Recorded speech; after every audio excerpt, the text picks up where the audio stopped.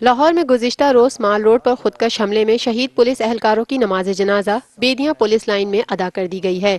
Elite police training school Bedian میں D I G traffic Syed Ahmed Mubeen, S S P Zahid Gondal سمیت دیگر police اہلکاروں کی نماز جنازہ ادا کی گئی۔ نماز جنازہ میں وزیر اعلیٰ Punjab Shahbaz Sharif, governor Punjab Rafiq Rajwana, corps commander Lahore lieutenant general Sadiq Ali, وزیر قانون پنجاب رانا ثناء اللہ اور دیگر اعلیٰ سیاسی، سرکاری اور عسکری شخصیات نے شرکت کی۔ نماز جنازہ کے موقع پر سیکیورٹی کے سخت ترین انتظامات کیے گئے تھے۔ جنازے میں شرکت کے لیے آنے والے افراد کو جامعہ تلاشی کے بعد اندر جانے کی اجازت دی جا رہی تھی۔ نماز جنازہ کی ادائیگی کے بعد شہداء کے ایصال ثواب کے لیے فاتحہ خوانی کے ساتھ ان کے درجات کی بلندی کے لیے دعائیں بھی کی گئیں۔